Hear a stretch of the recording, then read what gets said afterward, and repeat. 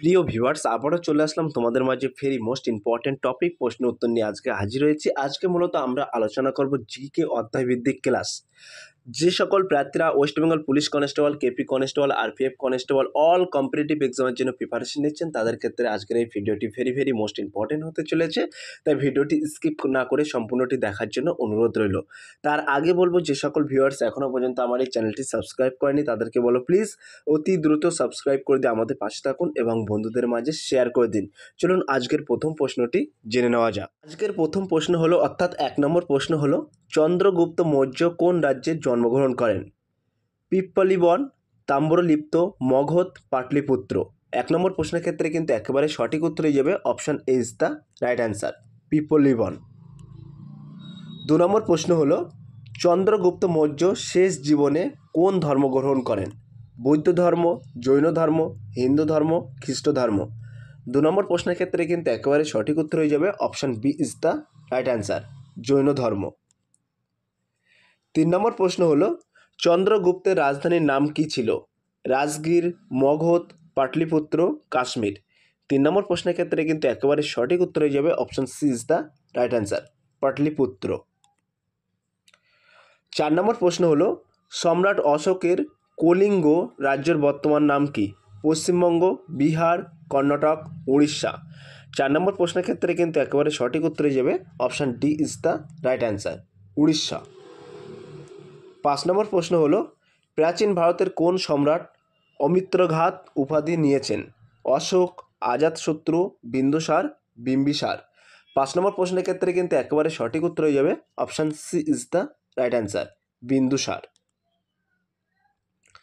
6 নম্বর প্রশ্ন হলো, সম্রাট অশোকের আমলে তৃতীয় বৌদ্ধ সঙ্গীতই কোথায় অনুষ্ঠিত হয়? রাজগীর, মগধ, পাটলিপুত্র, কাশ্মীর। 6 নম্বর প্রশ্নের ক্ষেত্রে কিন্তু একেবারে সঠিক উত্তর হয়ে যাবে option C is the right answer, Pataliputra. 7 নম্বর প্রশ্ন হলো, প্রাচীন কোন যুগের মানুষ প্রথম আগুন জ্বালাতে শেখে? ভেরি মোস্ট ইম্পর্টেন্ট প্রশ্ন। নবপ্রস্তর যুগ, প্রাচীন প্রস্তর যুগ, মধ্যপ্রস্তর যুগ, ধাতুর যুগ। 7 নম্বর প্রশ্নের ক্ষেত্রে কিন্তু একেবারে সঠিক উত্তর হয়ে যাবে option is the right answer, নবপ্রস্তর যুগ। তাহলে প্রাচীন কোন যুগের মানুষ প্রথম আগুন জ্বালাতে শেখে? মনে রাখবেন নবপ্রস্তর যুগ, option is the right answer. 8 নম্বর প্রশ্ন হলো, ভারতের কোন নদীর অববাহিকায় প্রথম প্রাচীন প্রস্তর যুগের নিদর্শন পাওয়া গেছে? ভারতের কোন নদীর অববাহিকায় প্রথম প্রাচীন প্রস্তর যুগের নিদর্শন পাওয়া গেছে? গঙ্গা নদী, যমুনা নদী, শতদ্রু নদী, সোয়ান নদী। ভেরি মোস্ট ইম্পর্টেন্ট প্রশ্ন। 8 নম্বর প্রশ্নের ক্ষেত্রে কিন্তু একেবারে সঠিক উত্তর হয়ে যাবে option D is the right answer, Soan নদী। 9 নম্বর প্রশ্ন হলো, ভারতের প্রাচীনতম সভ্যতা কোনটি? হরপ্পা সভ্যতা, সিন্ধু সভ্যতা, মেহেরগড় সভ্যতা, মহেঞ্জোদড়ো সভ্যতা। 9 নম্বর প্রশ্নের ক্ষেত্রে কিন্তু একেবারে সঠিক উত্তর হয়ে যাবে option C is the right answer, Mehrgarh সভ্যতা। তাহলে ভারতের প্রাচীনতম সভ্যতা কোনটি? মনে রাখবেন মেহেরগড় সভ্যতা, option C is the right answer. 10 নম্বর প্রশ্ন হলো, পশ্চিমবঙ্গের কোন জেলায় আরাবাড়ি ফরেস্ট প্রজেক্ট তৈরি করা হয়েছে? জলপাইগুড়ি, দার্জিলিং, পশ্চিম মেদিনীপুর, পুরুলিয়া। 10 নম্বর প্রশ্নের ক্ষেত্রে কিন্তু একেবারে সঠিক উত্তর হয়ে যাবে option C is the right answer, Paschim Medinipur. তাহলে পশ্চিমবঙ্গের কোন জেলায় আরাবাড়ি ফরেস্ট প্রজেক্ট তৈরি করা হয়েছে? মনে রাখবেন Paschim Medinipur, option C is the right answer. 11 নম্বর প্রশ্ন হলো, তার আগে ছোট্ট একটি অ্যানাউন্স, আমাদের ডেসক্রিপশান বক্সে হোয়াটসঅ্যাপ গ্রুপ লিঙ্ক এবং টেলিগ্রাম গ্রুপ লিঙ্ক দেওয়া আছে। যদি কেউ যুক্ত হতে চান ওই লিঙ্কে সরাসরি ক্লিক করে যুক্ত হতে পারেন। পরবর্তী প্রশ্ন হলো, অর্থাৎ 11 নম্বর প্রশ্ন হলো, সোশ্যাল ফরেস্ট্রি বা সামাজিক বনসৃজন কথাটি কে প্রথম ব্যবহার করেন? ব্রুন্টল্যান্ড, ওয়েস্টবি, জন কেনেডি, রাধাকৃষ্ণান। 11 নম্বর প্রশ্নের ক্ষেত্রে কিন্তু সঠিক উত্তর হয়ে যাবে option B is the right answer, ওয়েস্টবি।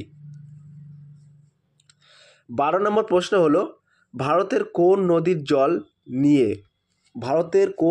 জল নিয়ে কর্ণাটক ও তামিলনাড়ুর মধ্যে বিবাদ চলছে? কৃষ্ণা, কাবেরী, গোদাবরী, তুঙ্গরা, ভদ্রা। 12 নম্বর প্রশ্নের ক্ষেত্রে কিন্তু সঠিক উত্তর হয়ে যাবে option B is the right answer, Kaveri.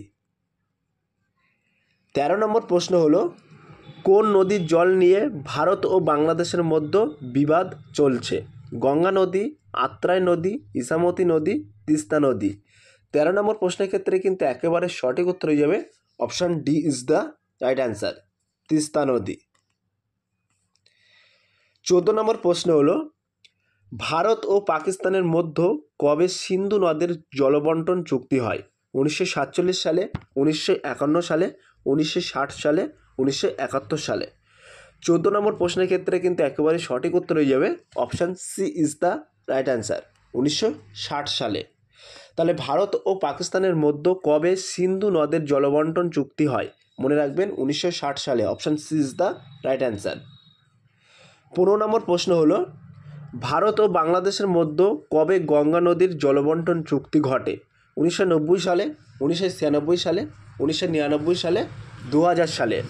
15 নম্বর প্রশ্নের ক্ষেত্রে কিন্তু সঠিক উত্তর হয়ে যাবে option B is the right answer, 1996 সালে।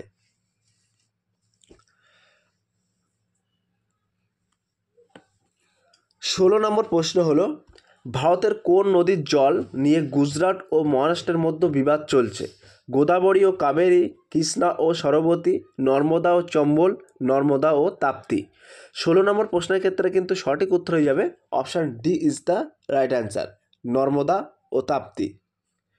17 নম্বর প্রশ্ন হলো ভারত কত সালে কার্বন মুক্ত দেশ হিসেবে ঘোষিত হবে?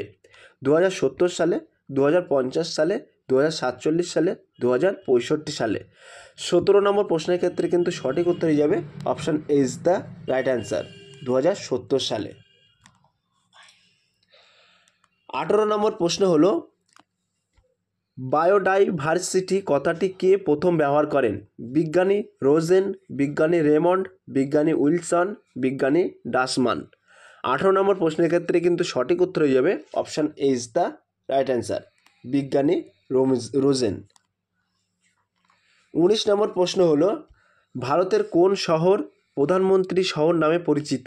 ভেরি ভেরি মোস্ট ইম্পর্ট্যান্ট প্রশ্ন। ইন্দোর, দিল্লি, আহমেদাবাদ, এলাহাবাদ। 19 নম্বর প্রশ্নের ক্ষেত্রে কিন্তু সঠিক উত্তর হয়ে যাবে option D is the right answer, Allahabad. 20 নম্বর প্রশ্ন হলো অর্থাৎ আজকের লাস্ট প্রশ্ন ভারতের কোন শহর হেলথ ক্যাপিটাল অফ ইন্ডিয়া নামে পরিচিত? চেন্নাই, হায়দ্রাবাদ, মুম্বাই, কলকাতা।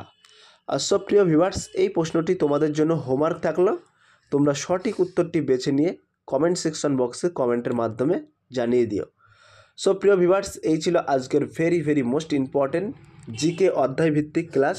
যদি আজকের এই ক্লাসটি ভালো লেগে থাকে প্লিজ লাইক, কমেন্ট এবং শেয়ার করে দিন বন্ধুদের মাঝে। ফিরে আসছি আগামী দিনে তোমাদের জন্য very very most important topic প্রশ্ন উত্তর নিয়ে।